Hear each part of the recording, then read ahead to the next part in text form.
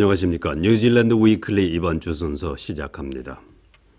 지구촌 최대 겨울 스포츠 축제인 평창 동계올림픽이 개막됐습니다.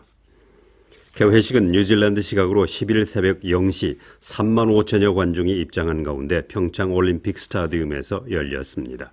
이번 올림픽은 92개국 선수 2,920명이 참가해 역대 최대 규모를 자랑하고 있습니다.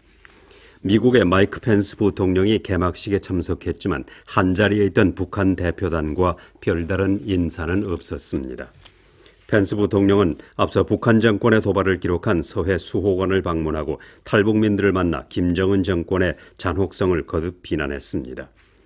펜스 부통령은 문 대통령 부부와 아베 신조 일본 총리와 자주 대화를 하며 개막식을 지켜보았지만 북한 대표단과는 아무 말도 주고받지 않았습니다. 김영남 위원장과 김여정은 다른 귀빈들과 대화를 삼간 채 개막식을 조용히 지켜보았습니다. 열대성 저기압인 사이클론 기타가 카테고리 3의 세력으로 니우에와 통화로 접근하고 있습니다.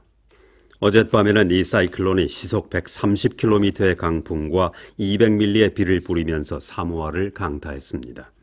기타는 카테고리 3의 사이클론으로 세력이 커지면서 앞으로 이틀 이내에 니우에와 통화 쪽으로 접근할 것으로 보이지만 뉴질랜드에 영향을 줄지는 아직 확실하지 않은 상태입니다. 뉴질랜드 기상청은 앞으로 5일 정도 기다려 보아야 이 사이클론의 진행 방향이 확실하게 나타날 것이라고 말하고 서쪽으로 진행해 호주 쪽으로 갈 수도 있고 남서쪽으로 향해 뉴질랜드 쪽으로 올 가능성도 있다고 전했습니다. 교통 혼잡이 가중되면서 오클랜드 시민들은 시내로 차를 몰고 통행할 때 세금을 내야 할 것으로 보입니다.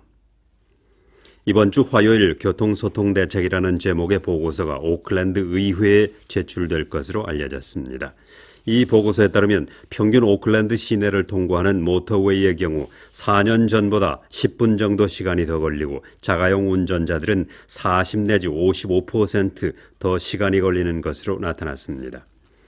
뉴질랜드 최대 도시인 오클랜드의 자가용 운전자들은 1년에 한 달 정도를 차 안에서 보내야 하고 일주일에 700대의 새 차가 등록되고 있는 것으로 나타났습니다.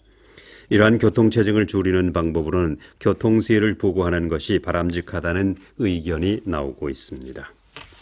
베이징에 본사를 두고 있는 푸아사는 뉴질랜드의 건설 노동력이 부족해서 프로젝트의 완공일이 늦어지고 있다고 말했습니다.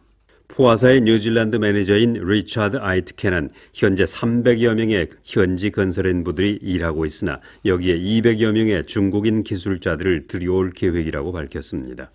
푸아사는 오는 3월에 이들이 일진이 들어올 것이라고 말하고 이들은 주로 데코레이팅 작업을 완성하는 돌 작업과 타일 그리고 벽지 바르는 작업 등을 하게 된다고 밝혔습니다. 고용부가 이민부의 리즈 캘러웨이 장관에게 브리핑한 자료에는 지난 금요일에 이들 중국 인력에 대한 임시 비자 신청서를 접수한 것으로 돼 있습니다.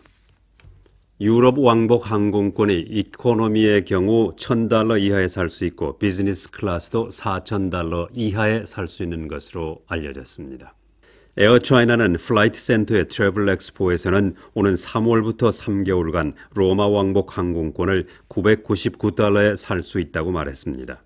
중국 남방항공은 오는 5월부터 11월 중순까지 여행할 경우 암스테르담 비즈니스 클래스 왕복을 $3,999에 판매하고 있습니다. 또 남방항공은 런던 왕복 항공권을 같은 기간에 $1,249에 판매한다고 밝혔습니다.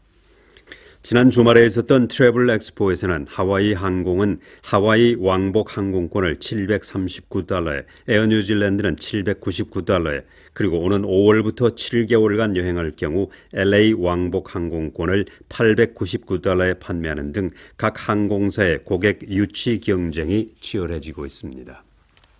뉴질랜드에 영업하고 있는 호주 계열의 4개 시중은행은 작년 한 해 동안 $35억 배당금을 호주 모 회사에 지급한 것으로 알려졌는데 이는 지난 2016년에 지불한 배당금보다 28%가 늘어난 것입니다.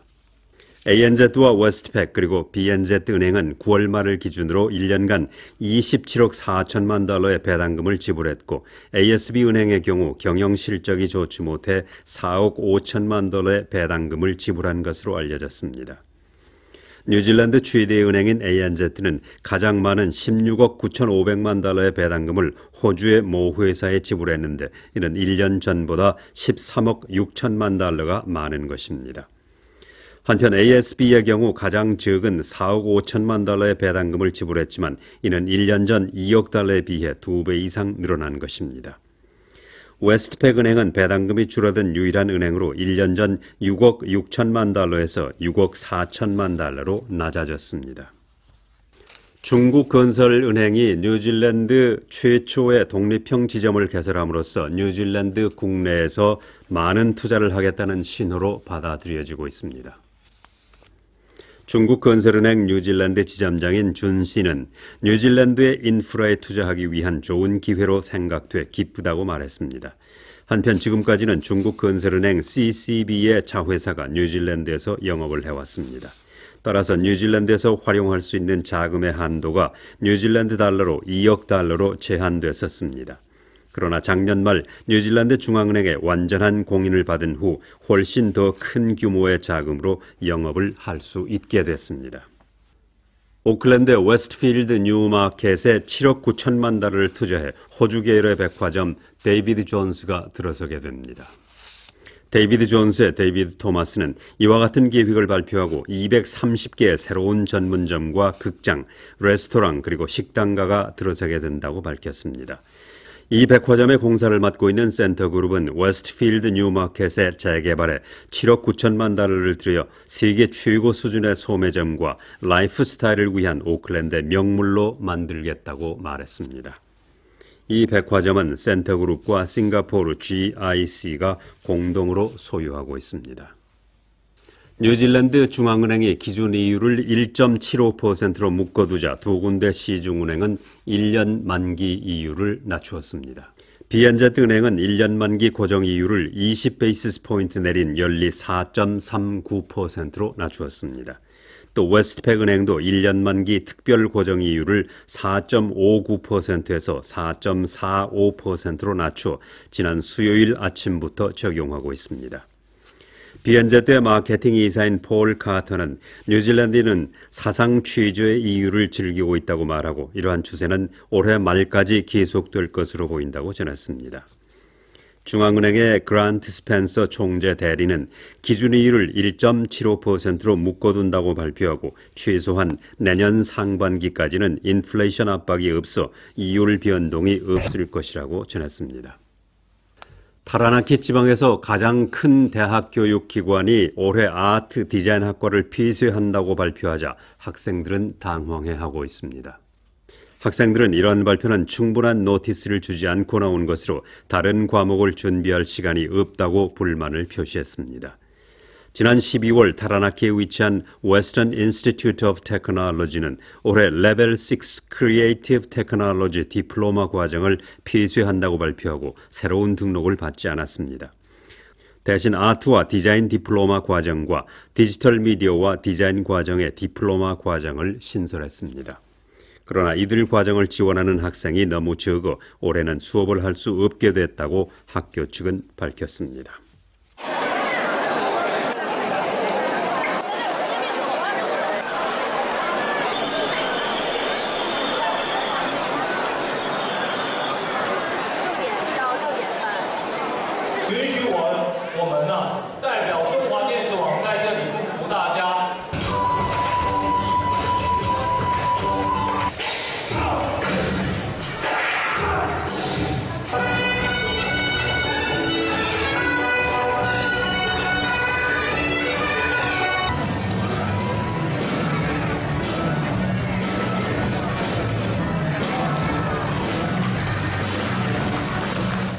뉴질랜드 위클리 다음 주 이 시간에 다시 뵙겠습니다. 감사합니다.